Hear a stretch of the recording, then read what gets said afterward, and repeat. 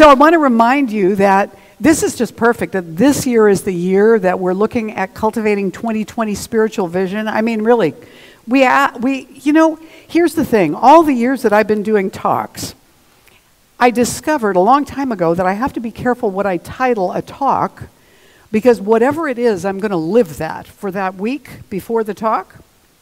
And I think when we said we were going to cultivate 2020 spiritual vision, unbeknownst to me, what we created was opportunities to do that. And so we've got one now, right? Yes, with the whole virus thing. And I know that there's all kinds of concerns. You can't imagine how many emails I've been getting from people, you know, sharing like alerts and warnings and questions and all kinds of stuff. Plus, I get all of those from San Rafael, from Corte, Madera, and from Marin County, and from California. So I'm paying attention. I just want you to know, I am paying attention. And so I think Karen's message is really perfect. What we want to do is not an either or, but a both and. We want to join our faith together with best practices to remember that there's only one, and it is whole, complete, and perfect, and that we are all that, and part of that, and in that. That does not mean we don't do the most appropriate things for the condition presenting itself, just that we don't forget who we are in the midst of it all. You with me here? Okay, so along those lines. Somebody said to this guy, Rick Fields, who's a comedian, you have got to do this seminar this weekend. It will completely change your life in just one weekend. And he said, well, I don't want to change my life this weekend. I got a lot of stuff to do on Monday.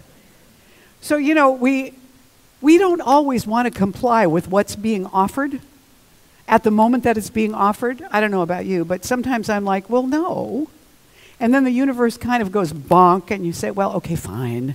You know, if I have to change my life this weekend, I guess I could be enticed to do that. This month, we're looking at honoring the divine feminine in all of us, in everything. And in just a few minutes, I'm going to talk about that a little bit in terms of, you know, back at the beginning of this month, I said that the divine feminine is nonlinear, spontaneous, unpredictable, intuitive, right? So sometimes we get to this place where it's like, which way do I go? You know, what's the right thing to do here? And so today I'm calling this talk The Enticements and Blessings of Uncertainty. Because we were going to have Tama Keeves here today talking about thriving through uncertainty. And then she came back from New York and wasn't feeling so well. So she thought, well, you know, this could just be a cold, but just in case, I better not fly. And so we were left with a Sunday morning to create. And I thought, why not stick with uncertainty? Because that's what we're kind of in the middle of. And so those of you that decided to be here this morning in spite of the uncertainty, nice to see you all. Yay. You will notice this morning that even the snacks are in what did you call it, Suzanne? Food distancing. The snacks are out in food distancing so they can be picked up, you know, individually without sticking your hands in. And so here we are. How did I get here? Where am I? What happened? You know? And when we find ourselves in this kind of situation, the first thing is like shock, and then concern, and sometimes fear or confusion. There's been a lot of confusion. And then out of that, sometimes we get leadership that's born. This is what we're going to do. This is how we're going to handle this. And it's an ever-changing landscape. So how many of you have had a baby or been married to somebody who had a baby while they were pregnant? And so what you notice during the course of the pregnancy is that every time you think you understand what this body is doing, it's doing something else. The rules are constantly changing. Then after the baby is born, as soon as you figure out what that child likes to eat, and you think, okay, we got a routine here, it changes. The food preference changes, the times of day they poop, and all those things change so that you're constantly running to catch up and adjust with what's needed. Does that sound familiar to anybody who's a parent? I'm not sure it changes after they're out of diapers. So when we remember that the divine feminine is this process of spontaneity and unpredictability and the nonlinear, and also that something, the reason that, well, I say that as if I know. I don't know what the reason is, but the way that the divine feminine seems to work is when we're in these circumstances where we experience the unpredictable, we have to respond to it somehow. And so when we have to respond to it, we're often called into something that we don't know how to do. Does that make sense? This is, though, I think, the enticement of the unknown. Because while it's comfortable for us to stay inside our comfort zone, there is a reason why we as human beings climb mountains and do extreme sports and do art and do ceremony and have religions and even political systems and organizations. Because with none of that, we know what's actually going to happen. We're always entering into something that stretches us into something more than we knew how to do or something more than we thought we were. So we get called somehow to serve. We get pushed to grow in the space of that. And we get impelled to develop things we didn't know we needed or didn't know were there. Some of those enticements, as they come forward, here's some things a few people have said about the wisdom of this. Holmes, our founder Ernest Holmes, said, "The power that holds a grain of sand in place is the same power that holds the planets in their places." There's nothing big or little or hard or easy as far as the power is concerned. It is the same power working in and upon everything. This is the power we use. So, while we are dealing with a global pandemic situation that affects everybody on the planet, at the same time, we're not divorced and separated from this infinite power right where we are. And that power can guide our choices. So we can decide for ourselves by listening to our guidance, what are the highest and best practices for me? If it's staying home, if it's going to get groceries, if it's, whatever it might be. This week, in Italy, in Spain, the countries are basically shut down. You know that? And yet, in the midst of that, what's happened is that people have been mindful of each other. So in Italy, what happened was at a certain time, everybody leaned out their windows and sang to each other, all up and down the street. They were all singing the same song. They all joined together. They all sang parts. It's Italy. Everybody can sing. Everybody knows how to sing harmonies. It was beautiful, and it was uplifting. In Spain, they sent out an email. In fact, a friend of mine who lives in Spain sent me a copy of it. I didn't bring it exactly today, but the translation was, at 10 o'clock tonight, lean out your balconies, your patios, wherever you are in this one town, and acknowledge and thank all of the healthcare workers and all of the EMTs and everybody that's been working so hard to help us in the midst of this pandemic. And at 10 o'clock that night, all these people on all these floors in all these buildings came out and they started cheering and applauding and sending love out. There is a religious brother in Ireland, Richard Hendrick, who wrote this. It's called Lockdown. Yes, there is fear. Yes, there is isolation. Yes, there is panic buying. Yes, there is sickness. Yes, there is even death. But they say that in Wuhan, after so many years of noise, you can hear the birds again. They say that after just a few weeks of quiet, the sky is no longer thick with fumes, but blue and gray and clear. They say in the streets of Assisi, people are singing to each other across the empty squares, keeping their windows open so that those who are alone may hear the sounds of family around them. They say that a hotel in the west of Ireland is offering free meals and delivery to the housebound. Today, a young woman I know is busy spreading flyers with her number throughout the neighborhood so that the elders may have someone to call on. Today, churches, synagogues, mosques, and temples are preparing to welcome and shelter the homeless, the sick, the weary. All over the world, people are slowing down and reflecting. All over the world, people are looking at their neighbors in a new way. All over the world, people are waking up to a new reality, to how big we really are, to how little control we really have, to what really matters, to love. So we pray and we remember that, yes, there is fear, but there does not have to be hate. Yes, there is isolation, but there does not have to be loneliness. Yes, there is panic buying, but there does not have to be meanness. Yes, there is sickness, but there does not have to be disease of the soul. Yes, there is even death, but there can always be a rebirth of love. Wake to the choices you make as to how to live now. Today, breathe. Listen behind the factory noises of your panic. The birds are singing again. The sky is clearing. Spring is coming. And we are always encompassed by love. Open the windows of your soul, and though you may not be able to touch across the empty square, sing. I think that is a beautiful reminder of the human family, of all of us together, that we are united in responding to this all over the world. All humanity is united in responding to this.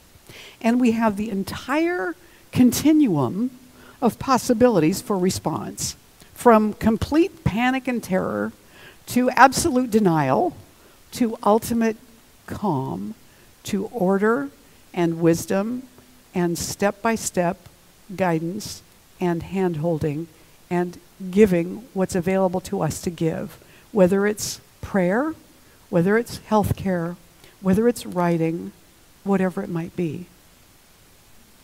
We have, as human beings, sometimes the sense that we don't need to learn anything, we already know it all. We can already figure out, using our own common sense, how to respond to any situation, any problem. And sometimes we're right about that, and sometimes it backfires. So I want to share a story about a situation in which not really knowing what to do didn't work out exactly as planned. This is from Robert Fulghum's book, All I Really Need to Know I Learned in Kindergarten. Hey, you got jumper cables, buddy? Yeah, sure, I got jumper cables. English teacher and his nice, sweet wife from Nampa, Idaho, as I found out later, in their funny little foreign car, drove around Seattle with their lights on in the morning fog and left the lights on when they went for coffee, and so forth and so on. Dead meat now. Need jumper cables. Need Good Samaritan. Need a friendly hand from someone who looks like he knows what to do with jumper cables. And the good fairy of fate placed them in my hands. Men are supposed to know about jumper cables. It's supposed to be in the genetic code, right? But some of us men are mental mutants, and if it's under the hood of a car, well, it's Voodoo Jack, and that's the end of it. Besides, this guy only asked me if I had jumper cables. He didn't ask me if I knew how to use them. I thought, by the way he asked, that he knew what he was doing. After all, he had an Idaho license plate and was wearing a baseball cap and cowboy boots. All those people know about jumper cables when they're born, right? Guess he thought a white-bearded old man wearing hiking boots and driving a 20-year-old VW van was bound to use jumper cables often and with authority. So I get out my jumper cables, and we swaggered around being all macho and cool and talking automobile talk. We look under the hood of his rig, and there's no battery. Well, hell, I said, there's your problem right there. Somebody stole your battery. Dang, he said. The battery is under the back seat, dear, his nice, sweet wife said. Oh, So we took out all the luggage and travel junk out of the back seat and hauled the seat out into the parking lot, and sure enough, there it was, a battery right there, just asking for jumper cables to be laid on it. And I began to get worried when the guy smirked at his wife and said under his breath that he took auto mechanics and sex education at the same time in high school, and they'd been confused in his mind ever since when it came to where things were and what you did to get any action out of them. We laughed. His wife didn't laugh at all. She just pulled out the car manual and started thumbing through it. Anyway, the sum of our knowledge was that positive poles and negative poles were involved, and either one or both cars ought to be running, and 6-volt and 12-volt batteries and other volt batteries did or did not work out. I thought he knew what he was doing and kind of went along with it. Guess he did the same. And we hooked it all up real tight and turned the ignition key in both cars at the same time, and there was this electrical arc between the cars that not only fried his ignition system, it welded the jumper cables to my battery and knocked the baseball cap off his head. The sound was like that of the world's largest fly hitting one of those electric killer screens. Zish! Accompanied by an awesome blue flash and smoke. Power is an amazing thing. We just sat down right there in the back seat of the car, which was still sitting out in the parking lot, awed by what we had accomplished. And his wife went off with the manual to find some semi-intelligent help. We talked as coolly and wisely as we could in the face of the circumstances. He said, "Ignorance and power and pride are a deadly mixture." You know, English teachers talk like that. "Sure are," I said. "Like matches in the hands of a 3-year-old, or automobiles in the hands of a 16-year-old, or faith in God in the mind of a saint or a maniac, or a nuclear arsenal in the hands of a movie character, or even jumper cables and batteries in the hands of fools." We were trying to get something cosmic and serious out of our own invocation of power, you see, humbled as we were. Sometime later, I got a present in the mail from Nampa, Idaho, from the guy's sweet wife, as a gesture of grace. Forgiveness combined with instruction and admonition to go forth and sin no more. What she sent was a set of electronic, true start, foolproof, tangle-free jumper cables, complete with instructions that tell you everything and more you ever wanted to know about jumper cables in English and Spanish. The set is designed so that when you get everything all hooked up, the little solid-state switch control box tells you if you've done it right or not before any juice flows. Gives you time to think if you really want to go ahead. We could all use a device like that between us and power. I guess it's nice to know that progress in such things is possible in the face of ignorance and pride. Progress is possible. Next time, he'll ask his wife first. Good Samaritans may be handy and enthusiastic, but if they are dumb, they aren't much help. So this is his statement to what it means to respond to the enticement to adventure when you don't know what to do. And when you don't know what you're doing and you don't know that you don't know what you're doing. Anybody ever found themselves in one of those situations? Yeah? The universe tends to, I think, because the universe is tricky, the universe tends to trick us into situations where we are put on the hero's journey before we know what we're doing. And sometimes in the stories of heroes, they first refuse the call. You know the story of Jonah? He was told he was supposed to go to Nineveh and tell the people to stop sinning, and he said, not me. He ran away and was swallowed by a whale. Really? Which spit him up like on the shores of Nineveh, so he had to go and do what he was sent to do. He refused the call, and it came and got him anyway. So here we are, as a religious science community. We are called to respond to this pandemic, and there is this conflict for some folks between, well, I'm not subject to any of the laws of, this race consciousness, this idea that the human race believes in that's called the coronavirus. I'm not subject to that, so I can do whatever I want because I have the consciousness to be whole, complete, and perfect. And I know that about everybody else no matter what they choose. So that's one end. And then there's the other end of, total and complete and abject panic and oh my God, and what are we going to do? And we must do it immediately.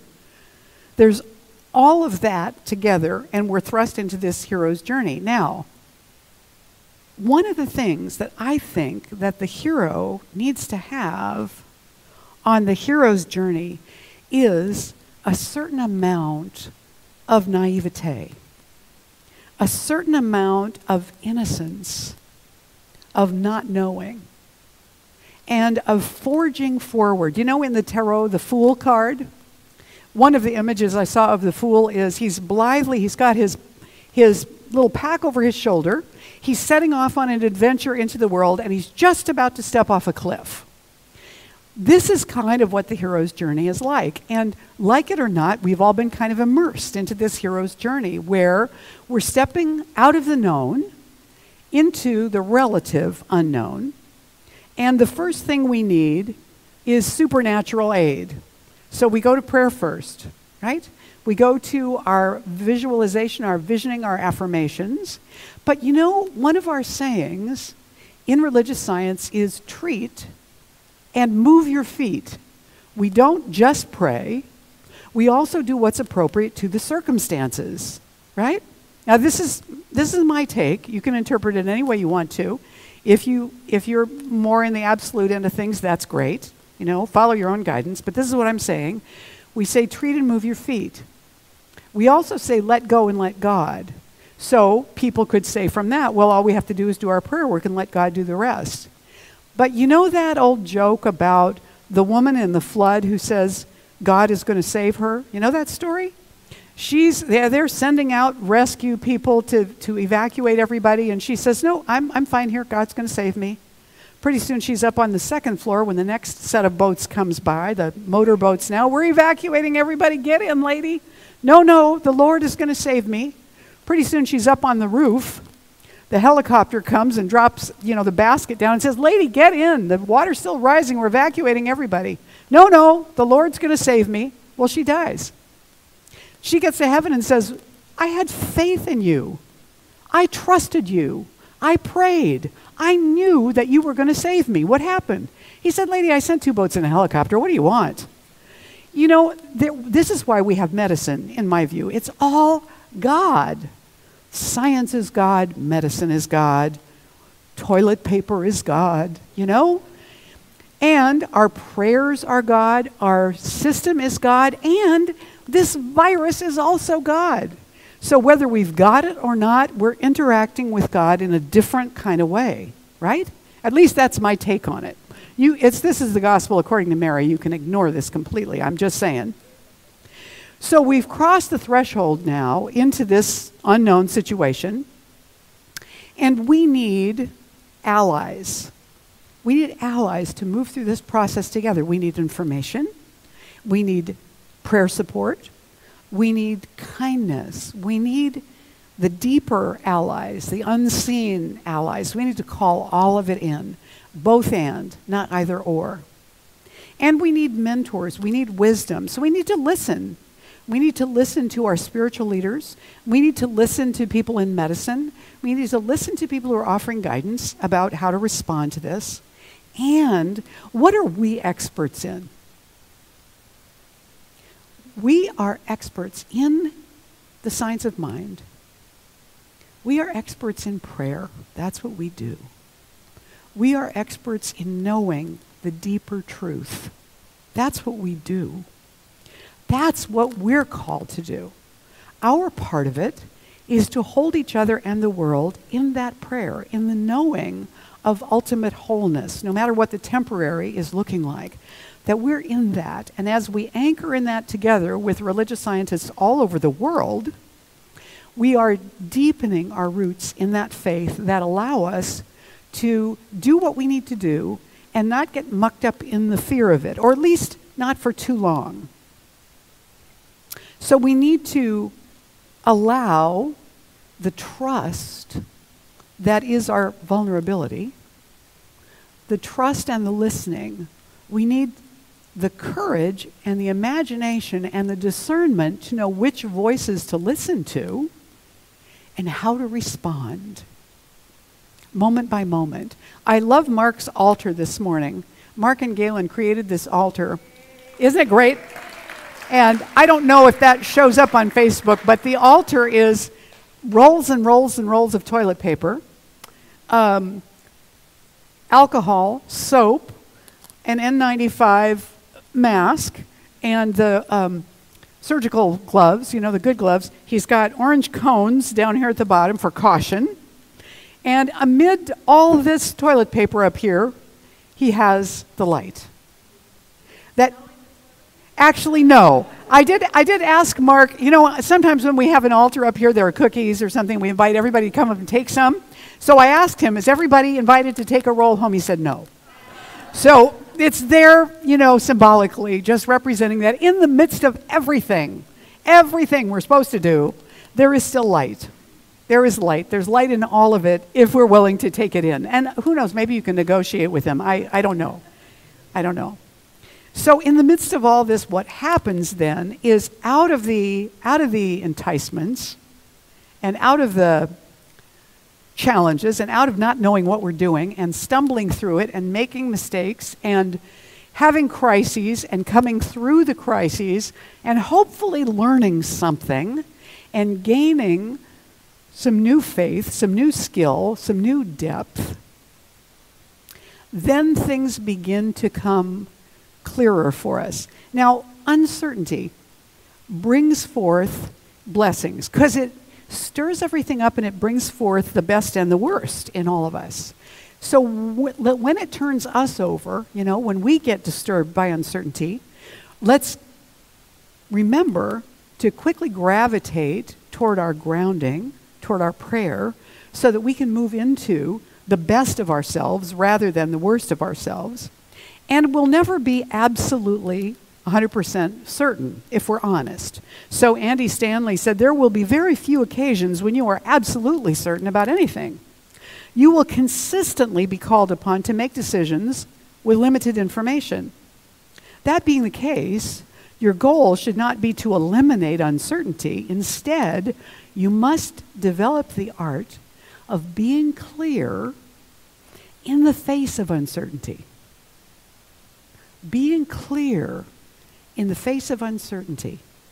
And Rainer Maria Rilke said, and I love this, you know this one, be patient with all that is unresolved in your heart and try to love the questions themselves. Do not seek for the answers that cannot be given, for you would not be able to live them. And the point is to live everything. Live the questions now. And perhaps without knowing it, you will live along someday into the answers. I think that's really beautiful because it blesses the experience that we're having right now of this combination of crisis and love.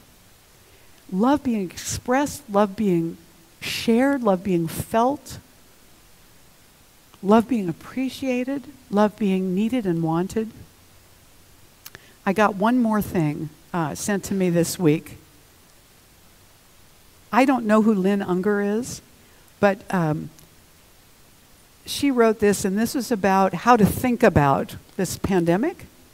And I think I'm going to leave you with this because I think this is really a sweet message for us today. What if you thought of it as the Jews consider the Sabbath the most sacred of times?